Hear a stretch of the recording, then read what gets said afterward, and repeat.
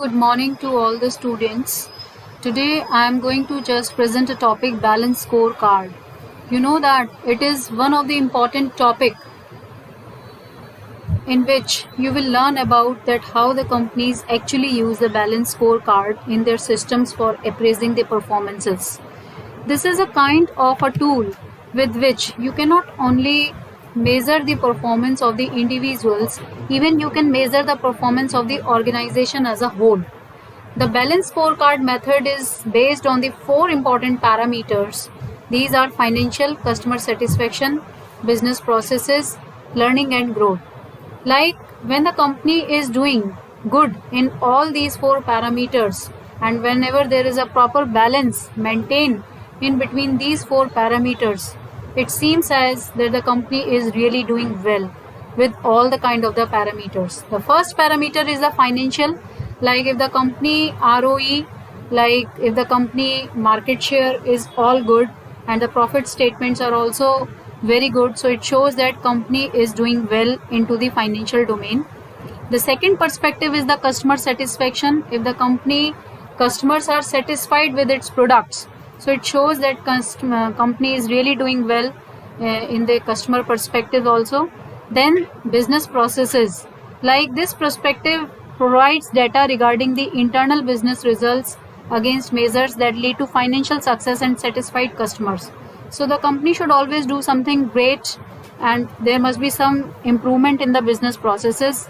And if the business processes are going smooth, so again it shows that the company is also doing good into this domain. And at last, the learning and the growth, like there must always be the kind of the opportunities that must be available to the employees, so that they can just learn and skill and reskill themselves. So with all these four parameters, we can say that the company performance is good.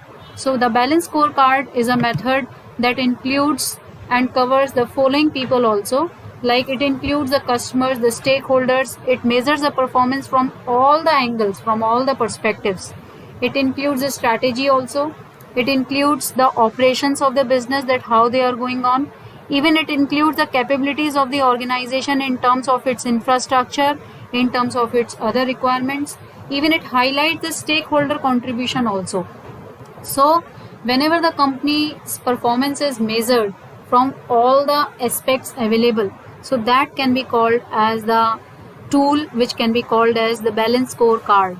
Like if you will see this is a small model that shows that how the balance scorecard model can work. Like here you can see that whenever the balance scorecard is used in any organization, first the organization works on its vision and mission, and then it is divided into the strategic planning and the balance scorecard. So whenever the company is taking into consideration all these important perspectives, so it shows that the company is doing well and it is performing well. So while maintaining the balance scorecard, the company has to look for the people issues, its operational issues, the financial issues, and then the company has to give the importance to the processes also. So at last, I would like to just add here, like there are certain merits and demerits of this method. The first important merit is, like this is the holistic method of assessing the performance of not just employees but the whole organization itself. Then it is an integrated assessment of the critical parameters of the business, like finance, customer, business processes, and human resource development. It sets organization-wide performance metrics which can be linked to individual performance objectives. There are certain demerits also, like it is a complicated and it requires the extensive groundwork before following it in the company as a whole.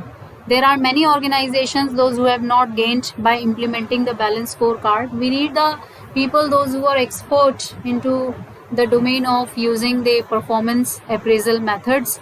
So sometimes the balance scorecards, whenever not implemented properly, they can create the problems for the company. So these all are the merits and demerits of it. There are certain characteristics of the balance scorecard. It focuses on the strategic agenda. There is a selection of small number of data items to monitor. It is a mix of financial and non-financial data items. Moving to the next, like these are the four perspectives on the base of which, actually just take it as like it is a these are the four walls that makes a particular like building or a room. So the whole company depends on these four pillars. It includes a financial perspective, the customer perspective, the internal business processes, and the learning and growth curve. The advantages I have already told you about them. There are certain applications of the balance scorecard. It is the performance reporting. Like you can just have the proper performance reporting based on the balance scorecard. You can really check in all the aspects of the life of any organization that whether they are doing well or not. Then comes the performance management. You can just like use the performance management system properly with the use of the balance scorecard. Even the company can decide on the rewards and recognitions also with the use of the results of the balance scorecard. Company can strategize its goals and the policies based on the results of the balance scorecard. Even the company can take the best of the budget decisions also based on the balance scorecard. Even with the use of the balance scorecard, you can analyze if there are any training needs required in your company. So at last I would say that it is a kind of a tool with the use of which the companies are really doing well into the market.